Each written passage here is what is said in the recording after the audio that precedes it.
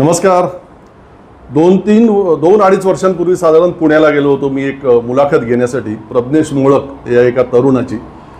तो budget travelling करतो. त्याच्याविषयी एका वर्तमानपत्रांमध्ये एक लेख वाचला होता की अतिशय कमी खर्चात तरी व्यवस्थित तो जगातील अनेक देश फिरतो आणि ते तो कसं करतो हे जाणून घेण्याची इच्छा होती, म्हणून मी पुण्याला त्याच्या घरी गेलो होतो आणि त्याच्या घरात गेलो. घराच्या अंतर्भागामध्ये त्यांनी जे काही उभं केलं होतं ते पाहून मी इतका प्रभावित झालो की मी त्याला म्हटलं, तुझी मुलाखत नंतर करू, आपण तुझ्याशी चर्चा नंतर करू, पहिले मला तुझ्या त्याचं चित्रीकरण करायचं आणि ते लोकांना दाखवायचं आहे. ते सगळं आठवलं आज यासाठी की कल्याणला आलो आहे मी आणखीन एका तरुणाची मुलाखत करायला. एका वेगळ्या क्षेत्रातला स्कॉलर तरुण आहे, त्याच्याशी बोलायला. परंतु त्याच्या घरात आलो आणि दरवाजातून आत आलो आणि हे आपले मायबाप सावित्रीबाई आणि ज्योतिबा फुले यांचं हे सुंदर पेंटिंग दिसलं आणि मी म्हटलं की इथून आपण सुरुवात करावी. मुलाखत आपण करूच, निखिलशी आपण बोलूच, परंतु इथून आपण या एपिसोडची सुरुवात करावी असं मला वाटलं. निखिल आपल्या बरोबर आहे. निखिल, स्वागत अभिव्यक्तीमध्ये. Thank you sir. आणि ही अतिशय सुंदर आहे. म्हणजे इतक्या ठिकाणी मी फिरत असतो राज्यामध्ये वेगवेगळ्या लोकांच्या घरी, परंतु ही फारच अभिनव अशी संकल्पना आहे. का म्हणजे तुला सुचलं हे आणि काय होतं तुझ्या मनामध्ये हे सगळं साकार करताना? सर म्हणजे पुण्यात असताना सर माझ्यासमोरच सावित्रीबाई फुले विद्यापीठ हे असं नामांतर झालं आणि पुण्यात असताना फार फुल्यांवर वाचन माझं चालू होतं आणि तिथे रिचार्ड कॅशमन यांचं पुस्तक सापडलं. आणि जे आपले ट्रेडिशनल अभ्यासात जे सांगितलं जातं की बाबा शिवजयंती कोणी केली किंवा काय केलं, मग सगळं मिथिकल आणि फार असं भंपक होतं. मग जेव्हा खरं वाचलं तेव्हा कळलं की बाबा छत्रपती शिवाजी महाराजांना आपल्या रयतेला जे इंट्रोडक्शन केलं गेलं ते म्हणजे महात्मा फुले होते. म्हणून त्यांच्या हातात मी छत्रपती शिवाजीराजे भोसले यांचा पवाडा हे पुस्तक दिलेलं आहे आणि साऊ त्यांच्याबरोबर आहेत, त्यांच्या नावाने हे विद्यापीठ झाले. आणि जेव्हा गुलामगिरी वाचतो आणि आजची जेव्हा स्त्री चळवळ बघतो किंवा बाबासाहेबांचं कास्ट इन इंडिया बघतो किंवा अनालिशन ऑफ कास्ट बघतो, त्याचं जे सगळं जे बीज मला जे सापडतं ते गुलामगिरीमय सापडतं. भले गुलामगिरी गुलामांबद्दल लिहिलं गेलंय किंवा अमेरिकन सिव्हिल वॉर 1861 ते 65 याला डेडिकेट केलं गेलंय, पण मला सगळ्यात महत्त्वाचा त्यातला जो दुवा आहे, जो मला सगळ्यात महत्त्व वाटतो, तो म्हणजे स्त्रियांची गुलामगिरी तोडणं, त्यांच्या पायातल्या बेड्या मोडणं, हे या पुस्तकात आहे. म्हणजे त्याचं एक वेगळं इंटरप्रिटेशन झालं पाहिजे, ते मी म्हणून सावित्रीबाईंच्या हातात दिलेलं आहे. अप्रतिम पेंटिंग आहे. पण म्हणजे कोणी साकारलेलं आहे हे? अंबिवलीला मी राहत होतो. मी लहानाचा मोठा अंबिवलीला झालो. तिकडे अनिल गोवळकर म्हणून पेंटर आहेत. मग ते आधीपासून फारच म्हणजे आमच्या मुलांमध्ये फार प्रिय होते. मग तिथे किल्ले वगैरे स्पर्धा असायची वगैरे, तर त्यांनी हे पेंटिंग मला करून दिलं. जसं मी सांगितलं तसं थांबून प्रत्येक गोष्ट दाखवून वगैरे आणि फार कॉन्शियसली, फार सांभाळून बरोबर आहे ना, आणि हे त्यांनी ते पेंटिंग साकारलं. जरा जवळपरी आणि व्यवस्थित हे दाखव. बघ ना साऊ, तुझ्या नावामुळे किती शोभून दिसते विद्यापीठ, हे वाक्य तिथे लिहिलेलं आहे आणि अतिशय सुंदर. मुलाखत कोणत्या दिशेने निखिलची पुढे जाणार आहे याचा अंदाज तुम्हाला या सगळ्यातून येऊ शकेल. आणि का आलो इथे, निखिल अडसुळे यांची मुलाखत घेण्याची इच्छा का निर्माण झाली, ते सगळं पुढच्या भागामध्ये तुम्हाला ऐकायला मिळेलच. त्याच्या आधी आणखीन काही आहे जे तुम्हाला दाखवावं असं मला वाटतं, आणि ते म्हणजे निखिलची स्वतःची लायब्ररी, त्याचं स्वतःचं वाचनालय. निखिल, आपण ते पाहूया. Yes sir. Yes sir. Sir ही माझी एक छोटीशी लायब्ररी आहे. या छोटीशी लायब्ररी. किती पुस्तकं असतील निखिल साधारण तुझ्याकडे? सर एकंदर माझ्याकडे जवळपास 18,000 ते 19,000 पुस्तकं आहेत. बापरे. आणि ही लायब्ररी सर 3 भागांमध्ये मी त्याचं विभाजन केलंय. इथे पहिला भाग जे सध्या वाचतोय सध्या, किंवा जे कंटेम्पररी ज्या विषयांवर मी वाचतोय ती सगळी पुस्तकं इकडे आहेत. काही वाचून झालेली पुस्तकं ती 2 नंबरमध्ये तिकडच्या मास्टर बेडरूम मध्ये वरती पण आपण एक छोटंसं असं लायब्ररीचं केलेलं ते. आणि जी झाली आहे पुस्तकं वाचून आणि फक्त रेफरन्ससाठी लागतात, ते माझं बिर्ला कॉलेज जवळ एक घर आहे, तिथे एका रूम मध्ये ती सगळी पुस्तकं ठेवलेली आहे. अशी एकंदरीत 17-18 हजार पुस्तकं असली पाहिजे. म्हणजे आमच्या सारख्यांकडे, मलाही वाचनाची आवड आहे, 100, 200, 300, 400, 500 पुस्तकं वगैरे असतात. 18 आणि 19,000 पुस्तकं, आणि ते सुद्धा वेगवेगळ्या विषयांची. हा सर. तुम्ही म्हणजे जगातली जी सगळी महत्वाची पुस्तकं ती सगळी माझ्याकडे आहेत. आता तुम्ही कुठलेही बघा, तुम्ही कन्नड साहित्य बघा, तमिळ साहित्य बघा, केरळ साहित्य बघा, आसामीज साहित्य बघा, कुठलंही मराठीची क्लासिकल लिटरेचर बघा, किंवा सगळ्यात महत्त्वाचं म्हणजे जे ईशान्य भारत आहे ते पण साहित्य तुमच्या समोर दिसतं बघा. कॅनफार्म नावाचे फ्युनरल नाईट्स यांचं फार अत्यंत महत्त्वाचं पुस्तक आहे ते आहे. किंवा नेपाळी साहित्य तेही ठेवले, कारण की नेपाळ आणि आपलं जे दार्जिलिंगचं गोरखा मुवमेंट आहे ते पण पुस्तक आता नवीनच वाचतोय. परत काही जॅपनीज पुस्तकं आहे, सगळीच म्हणजे बाबासाहेबांची खंड तर कंपल्सरीच आहेत. ही सगळी खंड इकडे आहे, 17ची 17 खंड. मग हे फार उत्तम पुस्तक आहे. सुलतान रझिया, ते सगळे सुलताना रझिया, रझिया सुलताना असं म्हणतात. तर त्या स्वतः दिल्लीत म्हटल्या होत्या की आय एम नॉट सुलताना, मला सुलतान म्हणा. ओके. आणि भारतातली पहिली स्त्री एम्परर जी डेमोक्रेटिकली निवडली गेली होती, लोकांनी तिला सुलतान केलं होतं. तिने स्वतः लोकांना थोपलं नव्हतं, तिने स्वतः तिला लोकांनी सांगितलं की तू आम्हाला सुलतान म्हणून हवी आहे. ही सुलतान रझिया. आणि हे भार्गवचं भारतीय संविधानावर आहे. विठ्ठल उमापांची पण फू बाय फू आहे. आणि या ही बसवानांची मूर्ती आहे का? हो, बसवानांची मूर्ती आहे सर. या. अच्छा. आणि येस, हा कप सर, हा मला भारतात एकमेव मी असं आहे ज्याच्याकडे हा कप आहे. हा मला ग्रेस इन, सर प्लीज, ग्रेझिनमधून माझे मित्र आहे सॅम अचिंटन, त्यांनी हा कप मला दिलेला आहे. आणि तिथे मी लंडनला असताना तिकडे जाऊन मी अभ्यास करत बसायचो ग्रेझिनमध्ये. तर त्यांना काय माहीत, त्यांना असं वाटलं की पोरगा फार डेडिकेटेड आहे, येऊन शांतपणे अभ्यास करतो. आणि त्यांनी मला पूर्ण टूर पण दिली होती, पर्सनली 2-3 वेळा दिली होती. आणि लंडनमध्ये असताना बाबासाहेबांचं मला क्युझिन बघायचं होतं, कारण की बाबासाहेब इज व्हेरी फेमस की बाबा काय खायचे नाही का, ते इंग्लिश ब्रेकफास्ट असं वगैरे म्हणतात. आणि तिकडची जर तुम्हाला ॲडव्होकेट व्हायचं असेल, बॅरिस्टर व्हायचं असेल, एक पद्धत असते, तिकडे जाऊन तुम्हाला तो लंच करावा लागतो. तिकडची ब्रिटिश हायरार्कियल सिस्टम आहे. तर तिकडे मी ते शोध घ्यायला गेलो होतो, बाबासाहेब तिकडे काय खायचे, किंवा ग्रेझिन बद्दल, किंवा आंबेडकर इन लंडन नावाचं एक पुस्तक आहे, पण ते जास्त माहिती अवेलेबल नाहीये. मग त्यासाठी तिकडे जाऊन त्यांचे काय आर्काइव्ह मिळतात का, नाही मिळतात का. मग तेव्हा त्यांनी मला हे कप दिला. ते मला म्हटले आमची मर्चंडाईज नाही, आम्ही विकत नाही, तुम्हाला आवडलास, तुझा अभ्यास आवडला, बाबासाहेबांबद्दलची जी तुझी श्रद्धा आहे ते मला आवडलं, हे माझ्यातर्फे तुला हे घेऊन जा. त्यांनी दिले. हे सगळे वेगवेगळे सर्टिफिकेट्स आहेत इथे. हो, असंख्य असतील, त्यातले काही त्यांनी इथे ठेवलेत. आणि हे सगळे मेडल काय आहेत? Sir, I am also marathoner. Me marathons पळतो, अल्ट्रा मॅरेथॉन पळतो. हे पण सगळे नाही लावलेत, कारण की ते पडतील म्हणून काही लावलेत फक्त. हे सगळे मॅरेथॉन्स आहे सर. हैदराबाद पासून बॉस्टनचं आहे, लंडनचं मॅरेथॉन आहे, आपलं उटी आहे, आत्ता उटीला पळायला गेलो होतो. म्हणजे लडाखचं आहे, लडाखला पण जातो मी मॅरेथॉन पळायला. देशभरात सगळे? हो, देशभरात सगळीकडे अशी भटकंती करतो पळत पळत. हे गिनीज वर्ल्ड रेकॉर्ड्स हे कधीच कसलं आहे सर? 2018ला भारताने चायनाचा रेकॉर्ड मोडला होता प्लँकेथॉन मध्ये. त्यामध्ये शिल्पा शेट्टी पण होत्या. अच्छा. तो त्यांचं ते गिनीज वर्ल्ड रेकॉर्डचं त्यांनी आम्हाला सन्मान चिन्ह पाठवलंय. ही माझी लॉची पदवी आहे, लॉ केलं होतं. त्याविषयी आपण बोलूच, म्हणजे त्यांनी काय काय केलंय अजून त्याविषयी आपण बोलूच. एक साधारण अंदाज आला असेल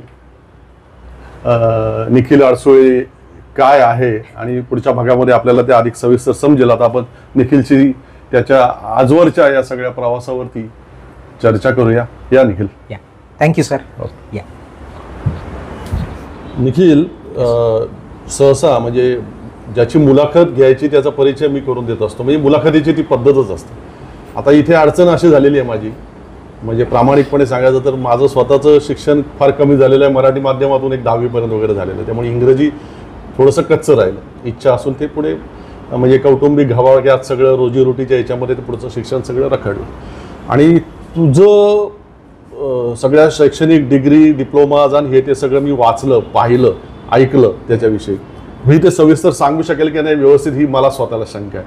म्हणून माझी आज तुला नेहमीची परंपरा, नेहमीची चाकोरी इंटरव्ह्यूची सोडून माझी तुला रिक्वेस्ट अशी आहे की जे तू शिक्षण आतापर्यंत घेतले ते तू स्वतः सांगशील तर बरं होईल. अच्छा. माझं नाव निखिल संजय रेखा अडसुळे, असंच मी नाव लावतो. आणि मी बेसिकली इंजिनियर आहे. सो इलेक्ट्रिकल इंजिनिअरिंग केलं सावित्रीबाई फुले पुणे विद्यापीठातून. त्यानंतर सर मी लॉ केलं पुण्याचं YC लॉ कॉलेजमधून. त्यानंतर LLM केलं TIS मुंबईवरून. तिथे बेस्ट कॅन्डिडेट म्हणून पण मला अवॉर्ड केलं गेलं होते. त्याचबरोबर मी मास्टर्स इन हिस्ट्री, त्याच्यामध्ये नेट JRF आहे माझ्याकडे, आता SRF झालेलो आहे. Masters in political science, masters in women and gender studies, masters in sociology, masters in economics, आणि आता अजून एक माझं मास्टर्स चाललं आहे फिलॉसॉफीमध्ये. याचबरोबर 2020ला मी IIT दिल्ली जॉईन केलं डॉक्टरेट करण्यासाठी. त्याआधी IIT बॉम्बेमध्ये माझी निवड झाली होती, टाटा मुंबई टिस मुंबईमध्ये माझी पण निवड झाली होती डेव्हलपमेंट स्टडीजमध्ये, इकॉनॉमिक्समध्ये, आणि बॉम्बेला सोशियोलॉजी डिपार्टमेंटमध्ये, आणि दिल्लीला ह्युमॅनिटीजमध्ये, आणि JNUमध्ये पण निवड झाली होती. पण आय चूज IIT दिल्ली. मला IIT दिल्लीमध्ये जायचं होतं, माझ्या वडिलांची इच्छा होती. मग बाकी सगळं डिस्कार्ड केलं आणि IIT दिल्लीमध्ये ॲडमिशन घेतलं सर.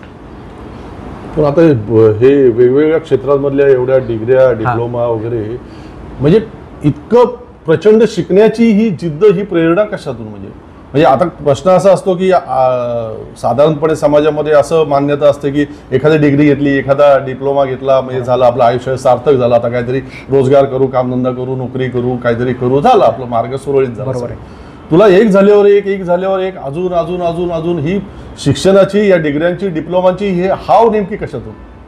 सर पहिली गोष्ट तर त्याचे इन्स्पिरेशन आहे ते मागेच लावलेत मी, साऊ आणि महात्मा फुले. आणि जिथं जागतं उदाहरण जे आहे, जे लिव्हिंग इन्स्पिरेशन आहे, ती माझी आई.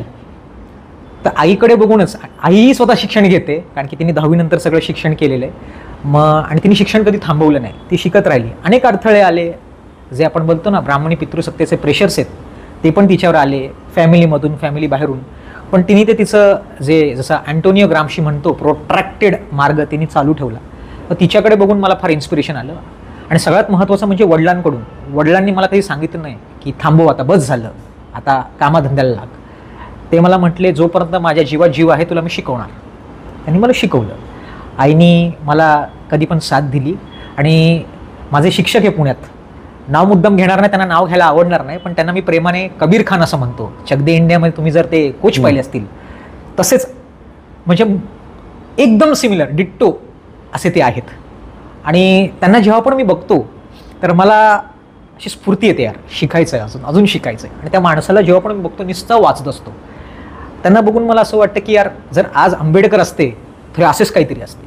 एवढं वाचन, एवढा अभ्यास. आजही माझे जे शिक्षक आहेत ते 12-13 तास अभ्यास करत असतील.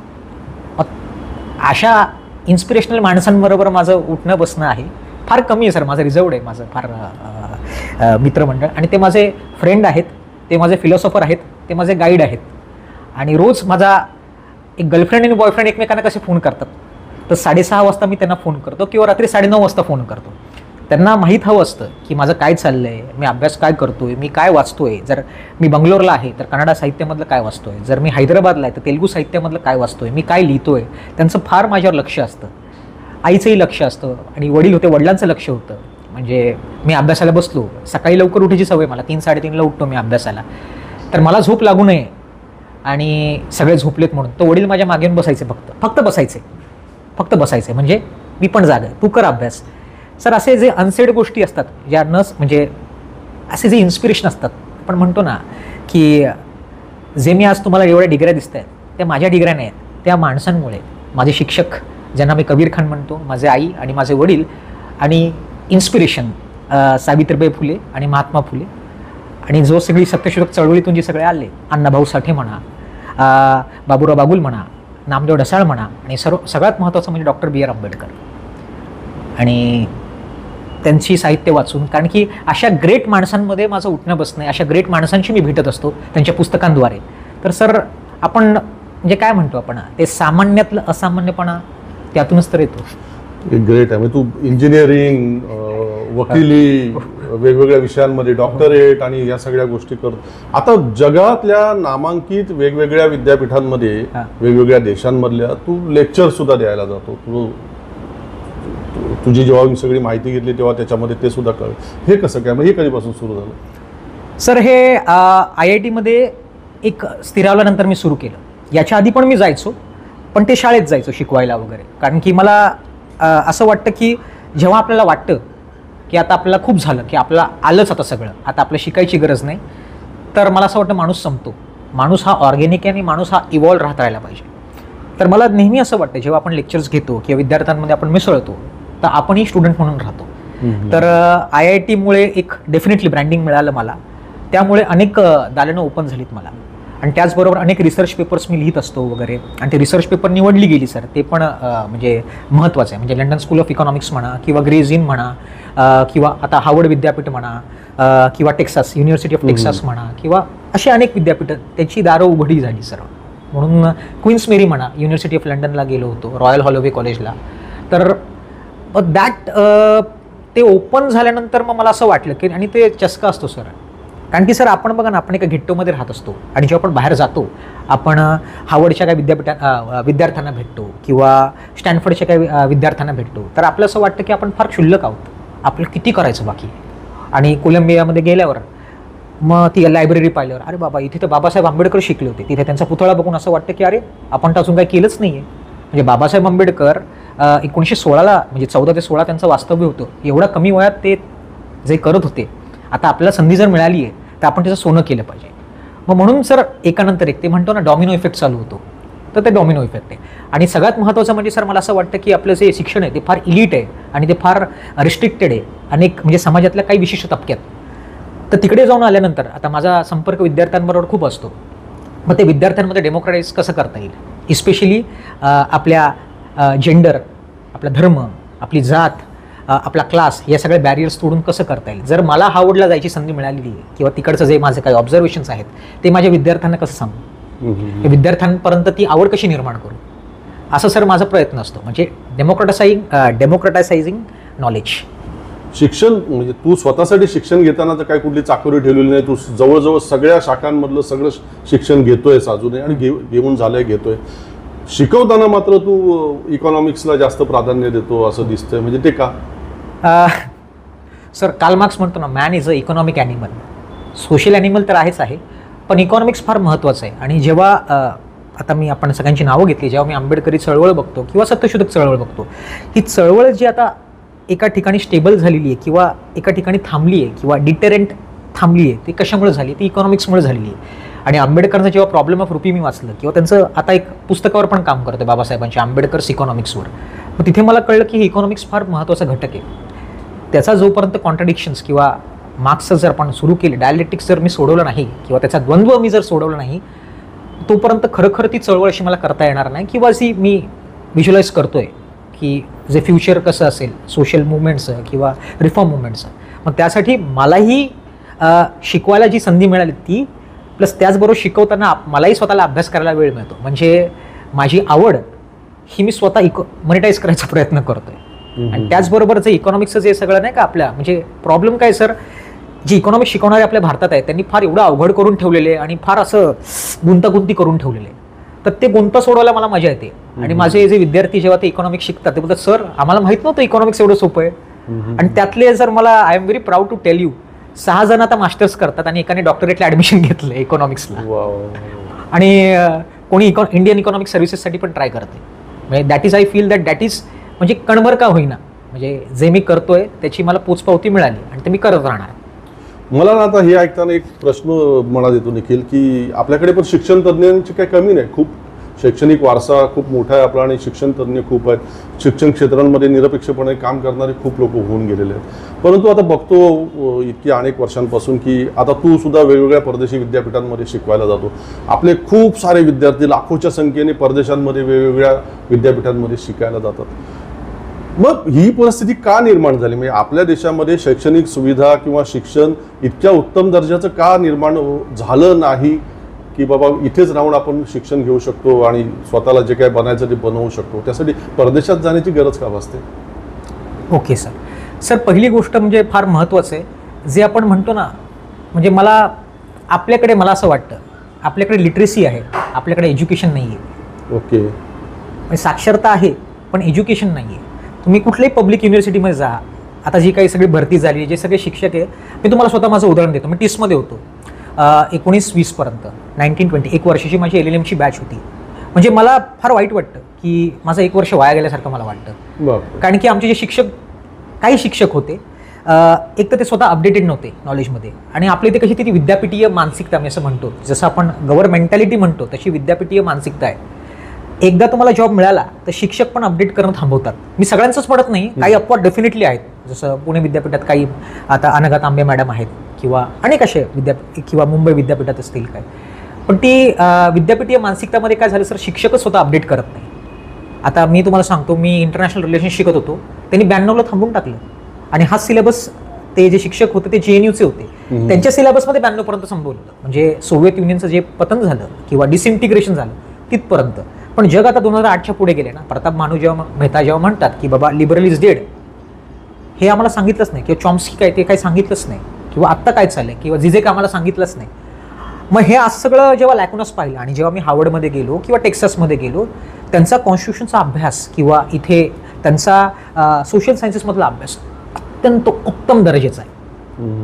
मग ते असं मला वाटलं की आपण काय करतोय, म्हणजे प्रॉब्लेम विद्यार्थ्यांमध्ये आहे, कारण की विद्यार्थ्यांना पण आज सगळं सोपं लागलं, त्यांना एफर्ट्स घ्यायचे नाहीत. पण तिकडचं जे शिक्षक आहे ते स्वतः फार अपडेटेड असतात. त्यांचं मला माहीत नाही युनिव्हर्सिटीमध्ये स्टँडर्ड्स कसे असतात किंवा त्यांचं मूल्यमापन कसं केलं जातं. पण भारतात आय थिंक सर, एकदा तुम्हाला नोकरी मिळाली तुम्ही कम्फर्टेबल होऊन जातात. तुमचा जो मोटिवेशन असतो अपडेट करायचा, नॉलेज अपडेट करत राहणं, आपल्या शाखेबद्दल वाचत राहणं, हे मला नाही जाणवलं सर. आणि हे TISS सारख्या संस्थेबद्दल बोलतो आणि आता ती संस्था डिटोरिएटच झालेली. म्हणजे मला फार वाईट वाटतं. आमचं जे HOD पण होते, म्हणजे मी कधी घाबरलो नाही TISSमध्ये, मी त्यांनाही बोललो होतो, तोंडावरच बोललो होतो, म्हणजे सर तुम्ही अपडेटेडच नाही आहे. कारण की त्यांच्या लेक्चरमध्ये एकच, ते स्वतः त्या कमिटीत होते, मालीमठ रिपोर्ट. म्हणजे अख्ख्या लेक्चरमध्ये अख्ख्या वर्षभर मालीमठ कमिटीच सांगत बसली. ती कुठली 80s आणि 90s मधली कमिटी, त्यानंतरची कमिटीमध्ये काय. पण ते फार वाईट वाटलं मला. म्हणजे आपण टाइमपास केला असं मला वाटलं. आपण एक वर्ष मला काही मिळालंच नाही. इनफॅक्ट मी तुम्हाला म्हटलं कबीर खान, TISSमध्ये असताना मी कबीर खानांना भेटायला जायचो पुण्याला. मी त्यांना म्हटलो पण सर, TISS एका बाजूला आणि तुम्ही एका बाजूला. जर मला सांगितलं TISS की तुम्ही, मी सांगितलं तुम्ही, कारण की तो माणूस अपडेटेड आहे. त्यांच्यामुळे मला अनेक गोष्टी कळल्या आणि त्यांच्यामुळे मला आज वाटतं की IITची जी एंट्रन्स स्टफ असते PhD साठी, ती क्रॅक त्यांच्यामुळे करता आली. मला TISSचं थोडंही मला काही फायदा झाला नाही. पण मग एकीकडे आधीच ही दुर्दशा असताना शिक्षणाच्या बाबतीत आणखीन आपण बघतो की त्याच्यामध्ये सुधारणा करण्याऐवजी, त्या दृष्टीनं प्रयत्न करण्याऐवजी किंवा जागतिक शिक्षणाचा तज्ज्ञ असणाऱ्या लोकांचं मार्गदर्शन घेऊन काही नवीन त्याच्यामध्ये सुधारणा करण्याऐवजी उलट मग इतिहासातून हे वगळा, इतिहासातून ते वगळा, हे शास्त्रीय सिद्धांत वगळा आणि पुराणातल्या कथा शिक्षणामध्ये आणा, हे सगळं सुरू झालं. मग ज्या वेळेला तू जग फिरत असतोस, वेगवेगळ्या विद्यापीठांमध्ये जात असतो, तिथून मग भारताचं हे चित्र सध्याचं बघताना कसं वाटतं तुला? अत्यंत वाईट वाटतं सर. आधीच परिस्थिती एवढी वाईट आहे.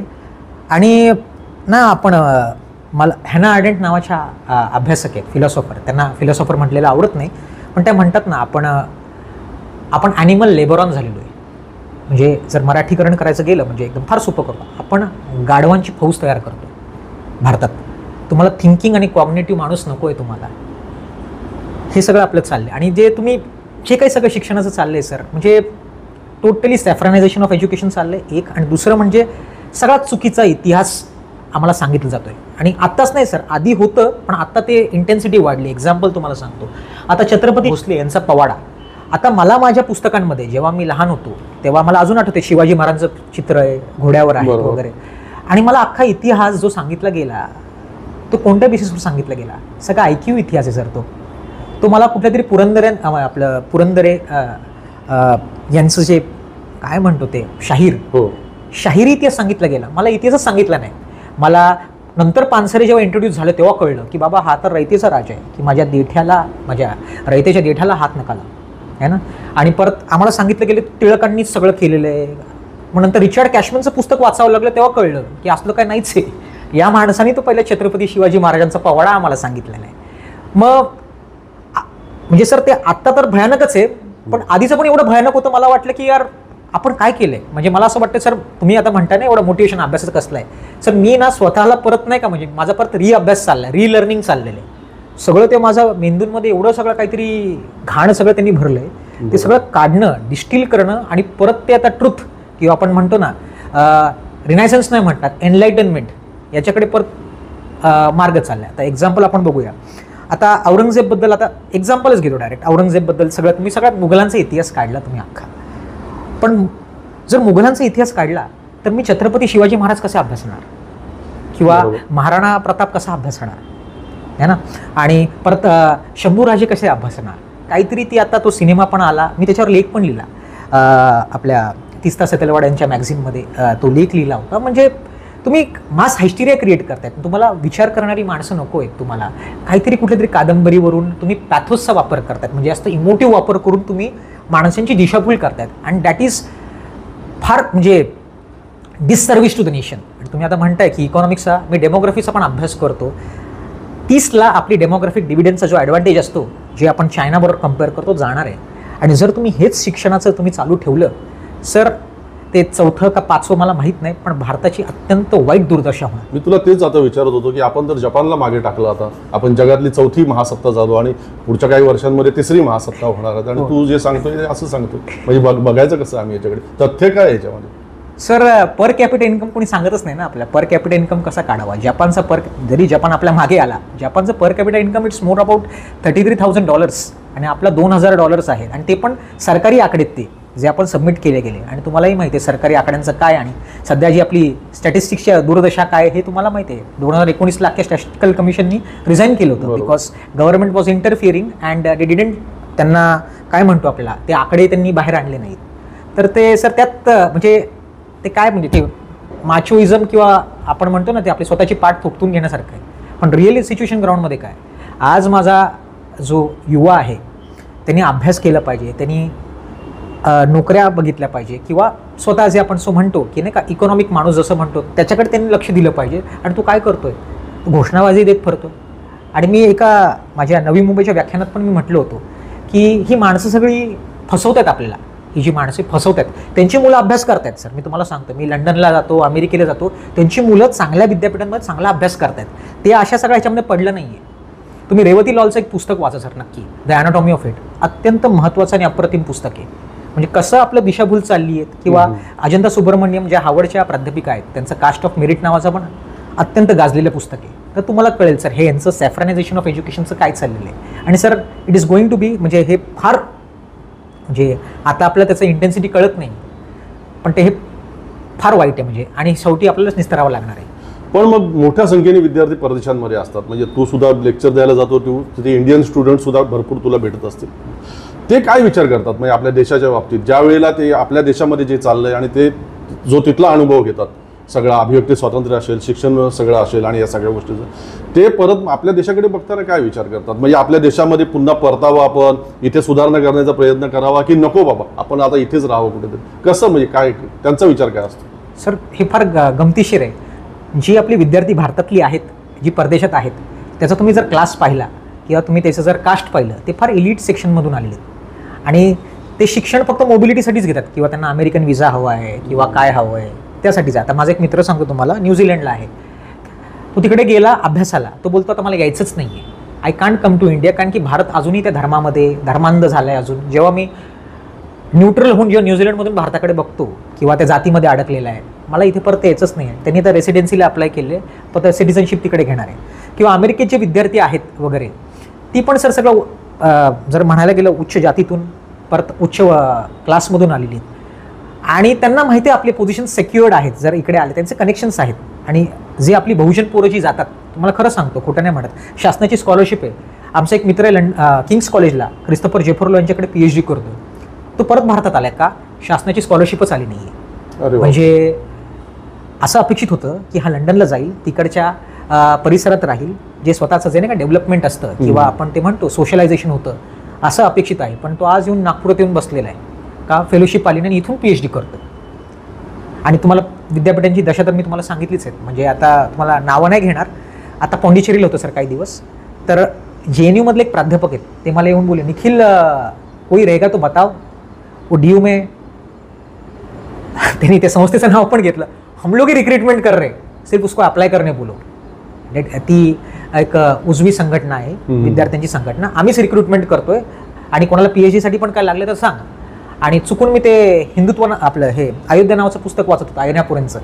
तो होता तेलंगणामधला, तर त्याला कळलं नाही. त्यांनी मला विचारलं कुठलं पुस्तक आहे, तर मी बोला अरे त्याला वाटलं की माहिती काहीतरी असं काहीतरी एकदम बरोबर उसको काहीतरी वाचतोय. त्याला वाटलं तू आपलंच आहे, अरे तू जॉईन केलं की नाही. मला अरे माझे ते शाखा नाही आहे बोलतो. अरे नाही करो करो तुमको कुछ लगा तो बोलो, दिल्ली में अपना सब कनेक्शन आहे. हे असं सगळं म्हणजे तुम्ही जे पॉईंट केलं तुम्हाला ते सांगतोय. म्हणजे आपल्या संस्थांचा आता कोणी ताबा घेतलेला आहे हेही आपण समजलं पाहिजे. पण आता 18-19 हजार पुस्तकं वाचलेली आहेत तू, जगाचा सगळा इतिहास तू मुखोद्गत आहे, तुझ्या पाठ आहे सगळा, आणि त्याच्यामध्ये भारतीय पुरातन संस्कृतीपासूनचं पण सगळं तुझं वाचन झालंच असणार इतक्या हजारो पुस्तकांमधून. मला हे जे दावे केले जातात काही विशिष्ट लोकांकडून की हजारो वर्षांपूर्वी आपण इतके प्रगतिशील होतो, आपल्याकडे विमानं होती, आपल्याकडे ब्रह्मास्त्र होती, आपल्याकडे हे होतं ते होतं, आणि जगाचं नेतृत्व आपण त्या काळी करत होतो, मधल्या काळामध्ये ते सगळं लयाला गेलं आणि आपल्याला आता ते पुन्हा उभं करायचं. किती तथ्य आहे याच्यामध्ये? होतांड आहे सर, हा भंपकपणा आहे, हा भंपकपणा असलं काही नव्हतंच. मग आता मी इतिहास पण आधी मी शिकवायचो, माझा मास्टर्स इतिहासामध्ये, तर त्यामध्ये आपल्याला काय झालं, आपल्या स्त्रिया किती प्रगत होत्या. जर तुम्ही वैदिक काळ पाहिला, ऋग्वेदामध्ये 1028 1028 हाईम्स आहेत, त्याच्यामध्ये स्त्रियांच्या किती 12, आणि निसर्गाने बाबासाहेब आंबेडकर म्हणतात कास्ट इन इंडियामध्ये निसर्गाने 50-50% दिलेले. आणि तुम्हाला विचारलं आम्ही किती प्रगत होतो वैदिकमध्ये, अपाला, विश्वाला, लोपमुद्रा, या 4 नावं आपण येऊन डंप करतो, 4च, पुढचे कुठे, रिप्रेझेंटेशन कुठे आहे बायकांचं? नाही, ते सभामध्ये जायचे, अरे पण त्यांचा व्हॉइस होता का? किंवा आपण जे याज्ञवल्क्य स्मृती वाचतो, स्त्री ही फार म्हणजे या पितृसत्तेने या ब्राह्मणी पितृसत्तेला सगळ्यात डेंजरस आहे. जेव्हा गार्गी याज्ञवल्क्याला प्रश्न विचारायला जाते तर याज्ञवल्क्य काय वापरतो? व्हायलन्सच वापरतो ना, शट अप गार्गी और यू विल बी बिहेडेड, तो शिरच्छेद होईल, ती प्रश्न विचारायला जाते. तर हे जे सगळं म्हणजे हे फार तुम्हाला साधं उदाहरण दिलं एका स्त्रीचं, विमानं वगैरे बाजूलाच राहू द्या, म्हणजे स्त्रियांनाच रिप्रेझेंटेशन नाही आहे. आणि जर तुम्ही हे दावे करतात त्याचं आर्किओलॉजिकल एक्झिबिशनमध्ये कुठे, त्याचे पुरावे कुठे, लिटररी सोर्सेस काही लिहितील. म्हणजे मी लिहून ठेवलं आता 100 वर्षांनी सापडलं, मी सांगितलं मी सुपरमॅन आहे आणि 100 वर्षांनी कुठेतरी सापडलं काहीतरी, ते मी लिहून ठेवलं, त्याचं ऑथेंटिसिटी काय, त्याचे सोर्सेस काय, त्याला तपासलं आहे का, किंवा इतिहास आपण जेव्हा लिखाण करतो ते आपण पॅरलिली इतर ठिकाणी काय चाललंय, किंवा लेवल्स ऑफ डेव्हलपमेंट, आपण जेव्हा हडप्पा बघतो तेव्हा मेसोपोटामिया बघतो, किंवा सुमेरियन सिव्हिलायझेशन बघतो, किंवा आस्टिक सिव्हिलायझेशन बघतो.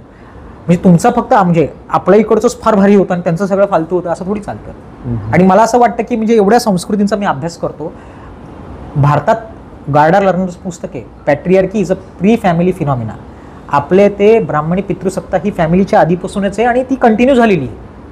आणि जे काही दावे केले जातात, जे मी काय म्हणजे आता वाचतो, जे आता अभ्यासात पण यायला लागलेत, हे सगळं सर मी म्हणतो क्वालिफाईड स्टेटमेंट्स आहेत. म्हणजे ते तोडून मोडून काहीतरी फक्त असं दाखवायचं, म्हणजे आम्ही किती बघली, असं काही नाही आहे सर. म्हणून तर त्यांना आता भीती वाटते ना, ते तामिळनाडू गव्हर्नमेंट आता एक्झिबिशन्स करते, मग ते आर्किओलॉजिकल सर्वे ऑफ इंडियाने त्यांना रिपोर्ट मागवली. तर ते जर समजा तुम्हाला सांगतो, जर ते जर बाहेर निघालं तर तुम्ही जे सगळं वैदिक संस्कृती पहिली होती, जबरदस्त होती, सगळं उलटं होऊन जाईल. अच्छा, सगळं उलटं होऊन जाईल. दॅट्स वाय त्यांनी फंडिंग काढून घेतली ना लगेच तिकडची, असं आहे सर ते. आणि मला असं वाटतं सर, आता आपण इतिहास नाही शिकत, आपण मायथॉलॉजी शिकतोय. जे तुम्ही म्हणताय ना, ते आपल्याला इतिहासाच्या नावावर मायथॉलॉजी सांगतात.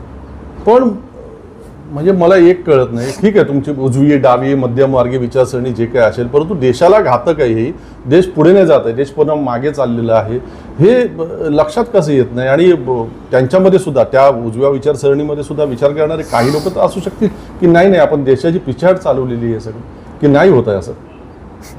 Sir you are very right, त्याच्यामध्ये पण काही माणसं असतीलच सर, डेफिनेटली. मला पण असं वाटतं कोणी एवढं ब्लाइंड नसेल. पण सर तुमची प्रायोरिटीज काय हे महत्त्वाचं आहे. त्यांची जर प्रायोरिटीज हे आहेत की आम्हाला या देशाचं सॅफ्रनायझेशनच करायचं आहे, किंवा जे काही 25ला जे त्यांनी स्थापन केलं तर 100 वर्ष झालेली, जे त्याचं होणार काय त्यातून देशाचं काय नाही सर, त्यांचं फावतं ना, देशाचं काय होणार नाही त्यांचं. आणि म्हणजे बाहेर आपण आता बघा ना, तर म्हणजे आपण परराष्ट्रीय आपण संबंधांबद्दल म्हटलो की ट्रम्प माझा मित्र आहे, किंवा ट्रम्प पण ते अमेरिकेत तेच करतोय सगळं, आता पळवतोय आपल्या भारतीयांना सगळं.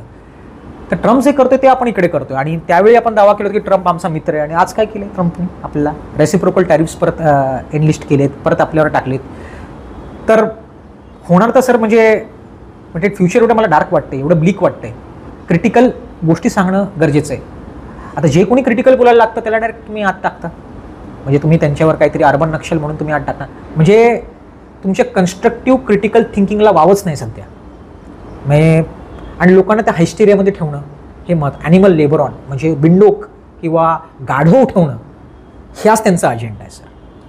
पण मग काय याला सोल्युशन काय आता? म्हणजे तुझ्यासारखा विचार करणारे, तू तरुण वर्गामध्ये जास्तीत जास्त तरुण वर्गामध्ये फिरतो, विद्यार्थ्यांमध्ये फिरतो, कुठेतरी तर काहीतरी आशा पण दिसत असेल ना की बाबा या सगळ्यातून आपल्या देशाला आपण बाहेर काढलं पाहिजे, देशाला पुन्हा एकदा चांगल्या अर्थाने प्रगतीच्या वाटेवरती नेलं पाहिजे, असं वाटणारे सुद्धा लोक असतीलच ना. ॲब्सोल्युटली सर, आहेत ना, ॲब्सोल्युटली आहेत सर.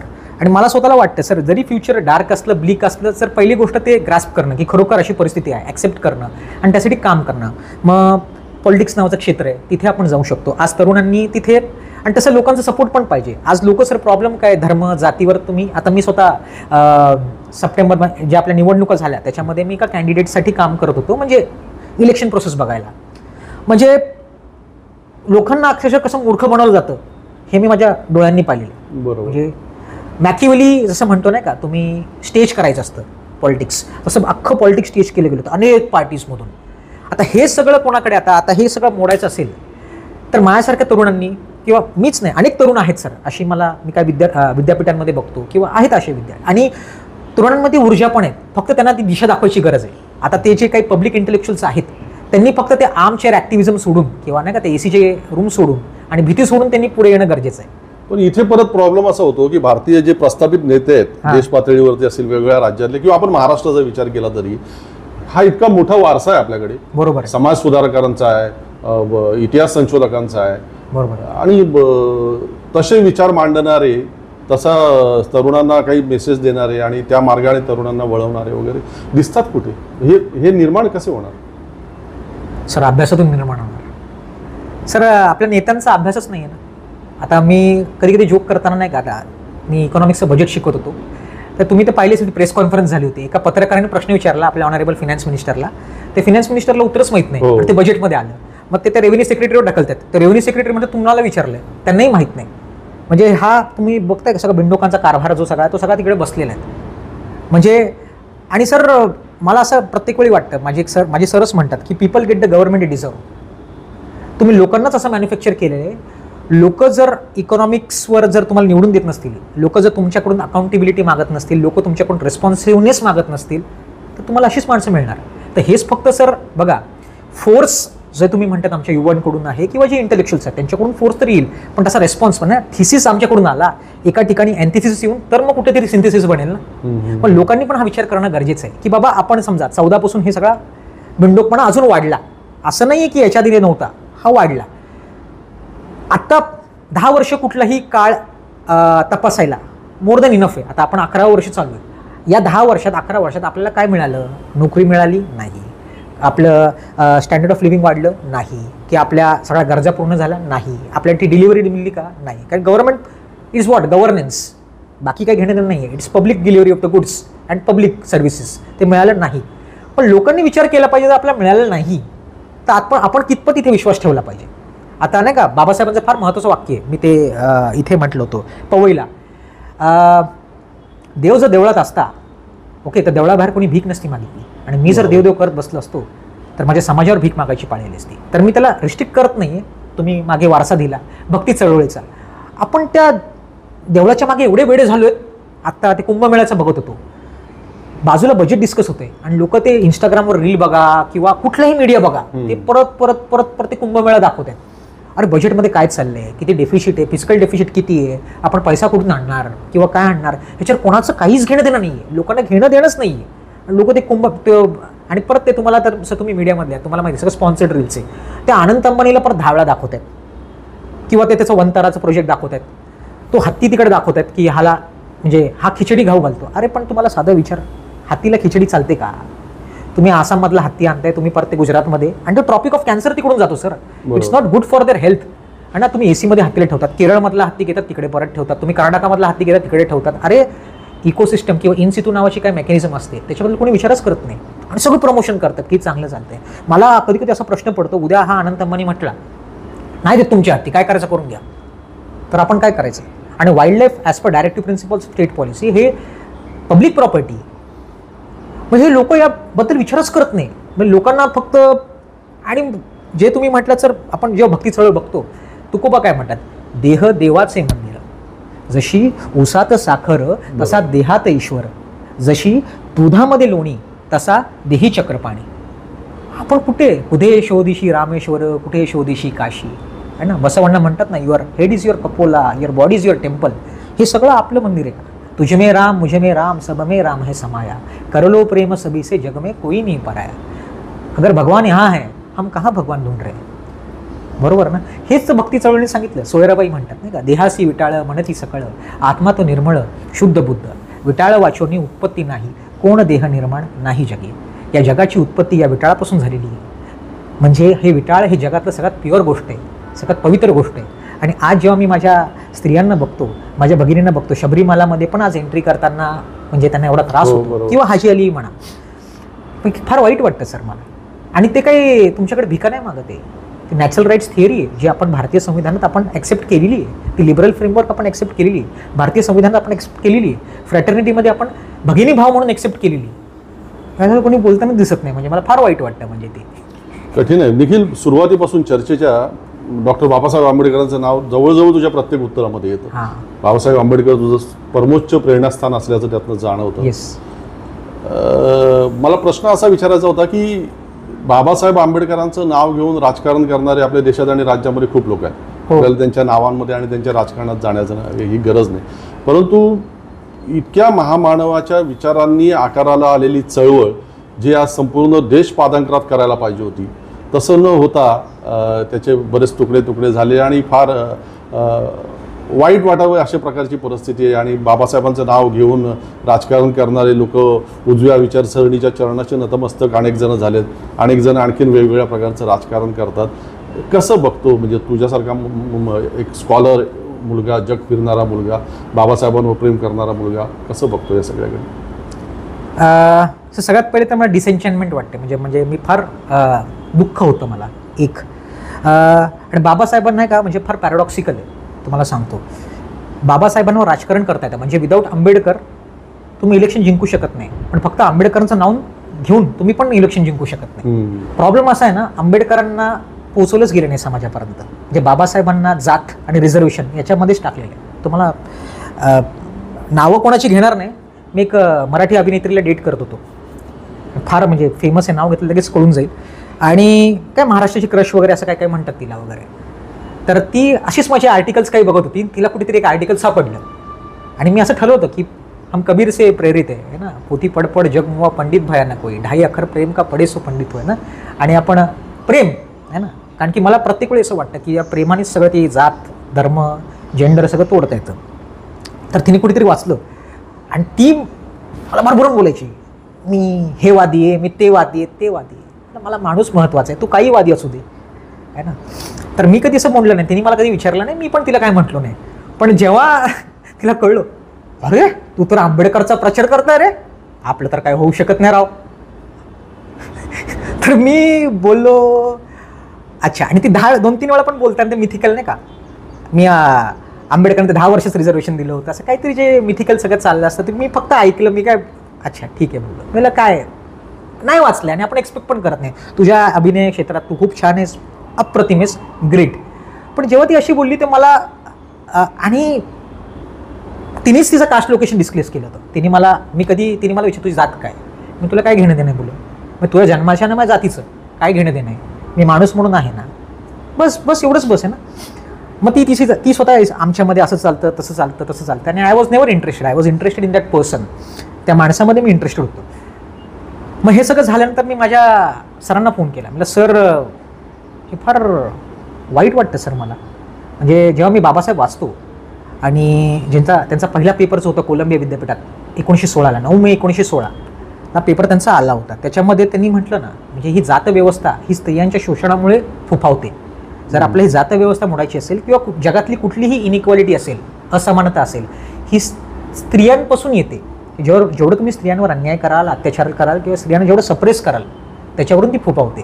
म्हटलं सर या माणसाने एवढं सगळं सांगितलंय आणि हा माणूस तर टॅबूच आहे स्त्रियांसाठी पण, सर कसं करायचं म्हणजे. आणि सर मी त्यांना हा प्रश्न पण विचारला, सर काय जातव्यवस्था मोडली जाईल का. तर ते मला म्हटले निखिल, जेव्हा ती वर्णव्यवस्था होती लोकांना वाटलं वर्णव्यवस्था पण तुटणार नाही, फ्युडलिझम पण तुटणार नाही, पण ह्या फुल्यांनी तोडली ना. फक्त प्रश्न आता असा आहे की आपल्या हयातीत होईल की नाही, आपल्या हयातीत होईल की नाही हा प्रश्न. ती तुटणार आणि हे आपलं काम आहे, म्हणजे ते आपल्या हयातीत होऊ न होऊ आपण त्यासाठी काम करत राहणं. मग त्याच्यासाठी आर्ट फार महत्त्वाचं. आर्ट आता मी काल वर्कआउट करताना मी नागराज मंजुळेचं ते नाही का प्रीतीचा बिंदू चावला, मी त्या गाण्यामध्ये काय पॅशन आहे. किंवा जी ती फ्रेम बघतो बाबासाहेब आंबेडकरांना जेव्हा ते नाही का अमिताभ बच्चनला सोबत केलं, आणि जेव्हा ते बाबासाहेब आंबेडकर उभे असतात ती फ्रेममध्ये तो काय मेसेज देतो? तर सर म्हटले निखिल, आर्ट आणि मटेरियलिटी. मटेरियलिटी म्हणजे तुमचं जे साधन आहे, साधन संपत्ती आहे, फॅक्टर्स ऑफ प्रोडक्शन, इकॉनॉमिक्सचा, land, labour, capital, entrepreneurship and management, ही जोवर तुझ्या हातात येणार नाही तोपर्यंत या व्यवस्थेला आपला धक्का देता येणार नाही. आणि तिसरं म्हणजे ह्याचं माध्यम हे ह्याला जर तुला आणायचं असेल तर पॉलिटिक्स फार महत्त्वाचं माध्यम आहे.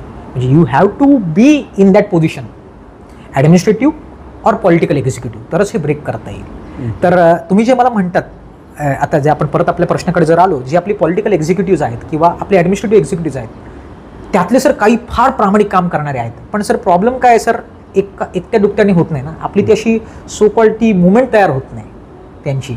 आणि सर आपली जी परिस्थिती आहे ती फार अशी, म्हणजे जर आपण हे मांडलं, आपण आंबेडकरी जे आपण अधिकारी जरी पाहिले तर सर त्याच्यामध्ये पण 3 तबके पडलेत. एक तर फार इलीट झालेले आहेत, ओके, ते इलीटला आता ते इलीट झाल्याने दुसरा मिडल क्लास आहे सगळ्यात अडकलेला, म्हणजे ज्याच्यामध्ये जी पॉवर आहे, जसं मार्क्स म्हणतो नाही का, ते प्रोलेटरिएट, ती मिडल क्लासमध्ये पॉवर येते. पण मिडल क्लास काय झालं, बाबासाहेबच म्हणतात त्याला इन्फेक्शन ऑफ इमिटेशन झालेलं आहे.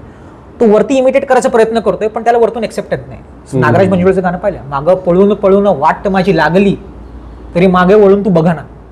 तो मिडल क्लास पळतोय पळतोय पळतोय पळतोय, पॉलिटिकल एक्झिक्युटिव्ह हात देत नाही किंवा जो लिबरल आहे तोही हात देत नाही, तो अडकलेला. आणि खालचा जो आपल्या जब्यासारखा जो वर्ग आहे तो अजूनही गावात ॲट्रॉसिटीशी फाईट करतोय. आता पॉलिटिकल क्लासचं हे काम होतं की या मुवमेंटमधल्या कॉन्ट्रडिक्शन्स बघणं. ढसाळांना जे काम करत त्यांनी केलेलं आहे, जवी पवारांना जे काम करायचं केलंय, प्रज्ञाताई आपल्या लिखाणातून जे काम करतात ते केले त्यांनी, आपल्या किंवा रावसाहेब कसबे म्हणा किंवा यशवंत मनोहर म्हणा, त्यांनी आपल्या तर्फेने आर्टने आपलं रेजिस्टन्स उभा केलेलं आहे. आता हा पॉलिटिकल एक्झिक्युटिव्हचं काम आहे की जो कॉन्शियसनेस निर्माण केला आहे तो इंटेलेक्च्युअली किंवा तो स्ट्रक्चरली वापरणं.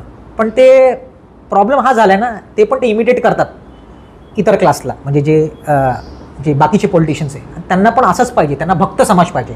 बाबासाहेब म्हणतात ना, मला भक्त नको, मला अनुयायी आहे.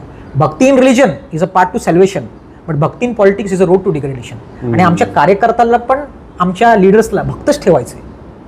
पण मग या सगळ्या प्रयत्नांना चांगली दिशा देण्याचा एक मार्ग किंवा प्रयत्न आहे तुझा की ज्याच्यामुळे आता तू डॉक्टर, मला वाटतं नामदेव ढसाळ, बागुल आणि आणखीन अण्णाभाऊ साठेंवरती तुझं काम चालू आहे, ते ह्याच दिशेचा शोध घेण्यासाठी? Absolutely sir. आणि ना सर, आणि जे आता मी बघतो, आता महाराष्ट्रात पण जे मी बघतो, या तिघांना पण फोडायचा प्रयत्न चाललाय की अण्णाभाऊ साठेंना मांग समाजात फोडायचा प्रयत्न चाललाय, लहुजी साळवेंना मांगमध्ये फोडायचा प्रयत्न चाललाय. आधी बार्टी होती, आता ती आरटी केली, परत कुणब्यांना वेगळं काढले. आणि मी हार्वर्डमध्ये पण जेव्हा मी बोललो होतो किंवा जे माझ्या जे रिसर्चचं काम चाललंय, सगळ्यांचं उगम ही सत्यशोधक चळवळ आहे. या सत्यशोधक चळवळीतून तुम्ही अण्णाभाऊ साठेंना पण वेगळं नाही करू शकत, तुम्ही बाबुराव बागुलेंना पण वेगळं करू शकत नाही, ढसाळांना पण वेगळं करू शकत नाही, आणि इनफॅक्ट आंबेडकरांना पण वेगळं करू शकत नाही. आंबेडकर तर ऑन रेकॉर्डच म्हटलेत, माझे गुरु म्हणजे महात्मा फुले. म्हणजे सगळ्यांचं उगम ही सत्यशोधक चळवळ आहे, मला असं वाटतं सर. आता फारच म्हणजे महत्त्वाची माहिती मिळाली. प्रश्न असा आहे की संपूर्ण आयुष्यभरात एखादा माणूस जे मिळवू शकणार नाही शैक्षणिकदृष्ट्या, ते तू फार कमी वयामध्ये मिळवलं, इतक्या तरुण वयामध्ये. अजून पुढे काय करायचं, म्हणजे काय करण्यासारखं राहिलंय तुला? सर खूप राहिले सर. सर बाबासाहेब म्हणतात ना, म्हणजे ते बुद्धांना कोट करतात, आत्तो दीप भव. पहिलं तू स्वतः तुझ्या आयुष्यात उजेड पाड. आता थोडासा उजेड जो पडलेला आहे मला असं वाटतं, पण तरी मला असं वाटतं अनेक गोष्टी करायच्या राहिलेल्या आहेत. आणि त्यानंतर मग मला बोधिसत्वाच्या मार्गावर चालायचं आहे. तर एकदा ही डॉक्टरेट माझी संपेल आता यावर्षी, ते झाल्यानंतर सर मी स्वतःला समाजासाठी वाहून घेणार आहे. आता ते कसं वाहून घेणार, काय वाहून घेणार, त्याचाही अभ्यास चाललाच आहे सर, बाजूला पॅरलेली चाललेली आहे सर. प्रचंड प्रभावित झालो निखिल. म्हणजे मला असं वाटतं की या वयामध्ये हे तुझ्या वयोगटातल्या सगळ्या तरुणांपर्यंत पोहोचलं आणि त्यातून सकारात्मक प्रेरणा घेऊन कोणी आणखीन अशा पद्धतीने विचार करायला लागला, तर मग मला वाटतं आपण जो डार्क सगळ्या देशाचा फ्युचरचा विचार केला, त्याच्यामध्ये काहीतरी आशेचे किरण आपल्याला दिसू शकतील. काय वाटतं तुला? सर ते तर आहेच आहे, पण सगळ्यात महत्त्वाचं मला वाटतं तुमच्यासारखं मीडिया असणं पण गरजेचं आहे. कारण की मीडिया हा डेमोक्रेसीचा चौथा स्तंभ आहे. आणि जेव्हा मी बघतो मीडियामध्ये अत्यंत वाट लागलेली मीडियाची आणि लोकांचं प्रबोधन करणं, तेव्हा आपल्याकडे जलसे होते, म्हणजे आता मी म्हणजे पवाडे होते, शाहिरी. आज काय झालं त्याचं सगळं, त्याचं पण पॉलिटिसायझेशन झालेलं आहे आणि ते आता एका प्रकारे कामच करत नाही. त्याची जागा मीडियाने आता घेतली, डिजिटल मीडियाने घेतलेली आहे. तिकडे जर पाहिलं तर एवढं निराश चित्र वाटतं मला, एवढं वाईट वाटतं. पण तुमच्यासारखे जे चॅनल आहेत, अभिव्यक्ती आहेत, किंवा इकडे माझा मित्रच आहे कुणाल कामरा इकडे काम, किंवा आपला मित्र वरुण सुखराज, ही सगळी माणसं तो नाही का तो चौथा स्तंभ परत दुरुस्त करायचा प्रयत्न करतायत. तर आमच्यासारख्या माणसांबरोबर असा मीडिया उभा असणं हे पण फार महत्त्वाचं आहे सर, मला असं वाटतं. निखिलची बहीण आपल्या सोबत आहे, निकिता कल्याण रेल्वे स्टेशनला स्टेशन मॅनेजर आहे. उत्तम शिक्षण, म्हणजे शिक्षणाचा वारसाच जे बाबासाहेबांनी सांगितलं, जे फुलेंनी सांगितलं, किंवा या सगळ्या हे संपूर्ण कुटुंबच पुढे नेत आहे. निखिलशी बोलत होतो आता, बरीच चर्चा केली निखिल बरोबर. आणि तू कसं बघते म्हणजे आता त्याच्या प्रवासाकडे आणि त्यांनी तो जे काय करतोय त्या सगळ्याकडे, तुला ते पाहताना कसं वाटतं? खूप खूप प्राऊड फील होतं. आणि मी त्याचीच वाट नेहमी म्हणजे लहानपणापासूनच त्याच्या मागेच असते. आणि आत्ताही तसंच आहे. त्याला बघूनच त्याच्याकडूनच शिक्षणाची प्रेरणा. आणि विशेष म्हणजे माझ्या घरी लहानपणापासून पेट्रियार्की हा शब्दच नाही आहे, रादर आपण मेट्रियार्की बोलू शकतो. कारण की इथे वुमेन डॉमिनन्स जास्त आहे. म्हणजे प्रत्येक ह्याच्यामध्ये आम्हाला कधीच, इनफॅक्ट माझ्या आई बाबांनी म्हणजे मला कधी सांगितले नाही की तू घरातली कामं करायची, झाडू मारायची, कधीच नाही. माझ्या भावाला सांगितलंय ते. म्हणजे पहिल्यापासून तेवढं लिबरल वातावरण आणि ते सगळं म्हणजे ते पूर्ण आमच्या फॅमिलीमध्येच आहे. आणि त्याचं पण ते स्त्रियांबद्दल एवढं काम करणं, तर ते माझ्यासाठी मला खूप हे वाटतं की यार, आणि ते माझ्यासाठी खूप नॉर्मल आहे. पण आता आपण सोसायटीमध्ये जेव्हा बघतो तर हे नॉर्मल नाही आहे. सगळीकडे किती म्हणा तुम्ही, किती म्हणजे स्त्रिया वरपर्यंत शिकतात तरी त्यांना येऊन घरी येऊन कामं करावे लागतात. पण माझ्या घरी असं कधीच मला ॲटमॉस्फिअर मिळालं नाही, इव्हन आत्ताही. तर ते एक मेट्रियार्कीचं नेहमी होतं. आणि भावाचं नेहमी म्हणजे त्यांनी मला खूप गाईड केलं प्रत्येक वेळी. माझं BSc झालं होतं, MSc झालं होतं, LLB केलं मी, LLM केलं. PhDसाठी मी एनरोल केलं होतं, पण LLMला मी एनरोल केलं आधी. आणि आत्ताही अजून शिक्षण चालू आहे. त्याला बघूनच, त्याची प्रेरणा घेऊनच असं हे आहे. आणि त्यामुळे, आणि आई पण माझी विशेष म्हणजे सगळा हा मुद्दा म्हणजे आईपासून आहे. तिने तेव्हापासून शिक्षण चालू केलं, त्याच्यामध्ये आला, त्याला बघून मी त्याच्या फुटप्रिंट्सवर चालते. त्यामुळे ते एक हे. आणि एक त्यांनी सांगितलंय, काही झालं, उद्या किती मोठी झालीस तू, पण तरी शिक्षण कधी थांबवायचं नाही. ते तुझं अस्तित्व आणि ते कंटिन्यू ठेवायचं तू काही करून. तर ते तसंच ते ठेवण्याचा प्रयत्न आहे. Great, thank you Nikita. निखिलनी त्याच्या संपूर्ण बोलण्यामध्ये, मुलाखतीमध्ये वारंवार आपल्या आईचा आणि वडिलांचा उल्लेख केला. आणि जे काही आपल्याला मिळालं, ते जे काही त्याच्यामध्ये आलं, ही सगळ्या वाचनाची आवड म्हणा, अभ्यासाची आवड म्हणा, ते सगळं आईकडून आणि वडिलांकडून मिळालं याचा त्यांनी प्राधान्याने उल्लेख केला. निखिलची आई श्रीमती रेखा अडसुळे आपल्या सोबत आहेत. मुलांनी खूप कमी वयामध्ये हे जे काही मिळवलेलं आहे, कसं बघता तुम्ही एक आई म्हणून त्याच्याकडे? सर्वप्रथम त्याने एवढं कमी वयात एवढं यश मिळवलं, किंवा एवढा त्याचा अभ्यास आहे, त्याचा मला खरोखर म्हणजे खूप अभिमान वाटतो.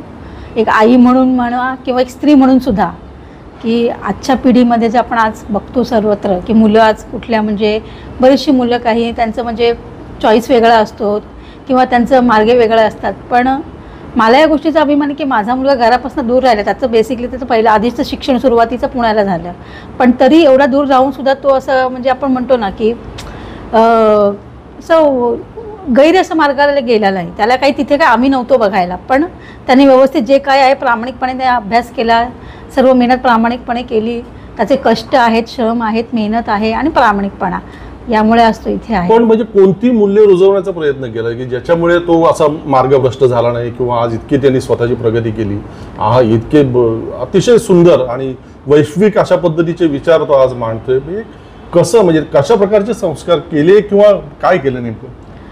संस्कार जर म्हणाल सर, तर आपण म्हणतो की आपण मूल्य रुजवण्याचा प्रयत्न करतो, पण ते मूल्य आपण कितीही, प्रत्येक आईवडील आपल्या मुलांमध्ये चांगले मूल्य रुजवण्याचा प्रयत्न करतात, पण ते मुलांनी ती कितपत घेणं तर मुलांवर पण अवलंबून असतं. मी आणि त्याच्या बाबांनी आम्ही त्याला फक्त हे सांगितलं लहानपणापासून की बघ, आपल्याला शिक्षणाशिवाय पर्याय नाही, आणि शिक्षण घेतलंच तर तुझे पुढे भवितव्य आहे. इव्हन त्यामुळे त्याने तो मार्ग स्वीकारला. तो कुठल्या वाईट मार्गाला, त्याला सांगितलं तुला जे काही लागेल तू सगळ्या गोष्टी आम्ही देण्याचा प्रयत्न करू आमच्या परीने, पण तू शिक्षणाचा मार्ग सोडता कामा नये, आणि तू दुसऱ्या वाईट मार्गाला जाऊ नये, गैरप्रकारात तू जाऊ नये, तू फक्त शिक्षण घे. हे आम्ही त्याला वारंवार फक्त सांगत आलो, आणि त्यानेही ते ऐकलं, आणि त्याने त्यानुसार तो पुढे त्याचा प्रवास सुरू राहिला, आणि आजही तसंच आहे त्याचा प्रवास. निखिलची आई सुद्धा प्राध्यापक आहेत आपल्या ठाण्यातल्याच एका कॉलेजमध्ये. मला त्याच्या बोलण्यातून आणखीन कळलं की शिक्षणाची प्रचंड आवड होती, तुम्हाला योग्य काळामध्ये योग्य वयात घेता नाही आलं, परंतु आता नंतर तुम्ही या पुढच्या काळामध्ये तुमच्या आवडत्या विषयांवरती तुमचा अभ्यास सुरू आहे आणि डॉक्टरी मिळवण्याच्या दृष्टीने तुमचे प्रयत्न सुरू आहेत. हो. कसं काय हे सगळं? खरं तर आता निखिलने तुम्हाला सांगितलेलंच असेल की माझं 10वीतच लग्न झालं आणि लग्न झाल्यानंतर मी माझ्या मिस्टरांना त्यांना एकच सांगितलं की त्यांनी मला विचारलं तुझी काही लग्नाच्या आधी इव्हन त्यांनी मला विचारले की तुझी काही इच्छा आहे का. तर मी त्यांना त्यावेळी म्हटलं की मला फक्त तुम्ही लग्नानंतर शिक्षण पूर्ण करू द्या, माझी इच्छा आहे ती. ते म्हटलं ठीक आहे आणि त्यांनी त्यांचा तो शब्द पाळला. निखिल लगेच मला झाला 1 वर्षात, पण त्यांनी सांगितलं की तुझी इच्छा तू पुढे शिक. असं करून मी माझा 12वी पासून पूर्ण प्रवास मुलं झाल्यानंतर केला.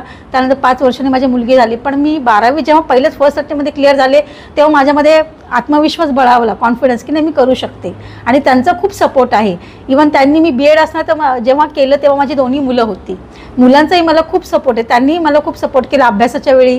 ते शांत बसे. त्या इव्हन आम्ही तिघांनी मिळून अभ्यास केलेला आहे, माझे दोन्ही मुलं आणि मी. आणि मिस्टरांनी पण जेव्हा एक्झाम वगैरे असायचं, कारण माझं बहुतेक सगळं शिक्षण मी डिस्टन्स एज्युकेशनमधून केलं, YCMU मधून. तेव्हा सकाळी एक्झामच्या वेळी त्या टेन्शनमध्ये असायचे. माझे मिस्टर माझ्यासाठी ब्रेकफास्ट बनवून आणायचे, नाहीतर इतर वेळी त्यांनी कधी काही केलं नाही. पण नाही, तू उपाशी जाऊ नकोस, परीक्षेला तू काहीतरी खाऊन जा, असं म्हणजे माझ्या पूर्ण फॅमिलीचा, माझ्या मुलांचा आणि माझ्या मिस्टरांचा खूप सपोर्ट होता. म्हणून मी आज इथपर्यंत आले आणि आज जे PhD करते ती मिस्टरांची इच्छा आणि माझ्या मुलांचं, दोन्ही मुलांची माझी इच्छा की नाही तू करशील, तू आता तू घे ॲडमिशन, वेळ काही गेलेली नाही आहे. आणि त्यांच्या ह्या सगळ्याच्या मोटिवेशनमुळे मी आज PhD करते. मला हेच सगळ्यांच्या समोर आणायचं होतं. एक तर कुठला वयाची चौकट नसते कोणतंही शिक्षण घ्यायला. म्हणजे आज 2 मुलांच्या जन्मानंतर त्यांचं व्यवस्थित संगोपन मुलांचं केवळ करून त्यांना योग्य मार्गाला लावल्यानंतर सुद्धा आज त्या स्वतः PhD करण्याकडे त्यांचा तो सगळा मार्ग सुरू आहे आणि प्रयत्न सगळे सुरू आहेत, अभ्यास सुरू आहे या वयात सुद्धा. फार धन्यवाद बोललात तुम्ही. अनेकांना यातून प्रेरणा मिळेल. फार थोड्या संकटांनी आणि आव्हानांनी महिला विचलित होतात आणि नको ते करून बसतात वगैरे. तर तुमचं एक उदाहरण त्यांच्यासमोर ठेवावं असं वाटलं. हा एपिसोड निश्चितपणे तुम्हाला आवडला असेल याची मला खात्री आहे. काय वाटतं तुम्हाला निखिलचे हे सगळे विचार ऐकून? मला निश्चितपणे तुमच्या प्रतिक्रियांमधून कळवा. मी आवर्जून त्याची वाट पाहिल. धन्यवाद Nikhil. Thank you sir. Thank you sir.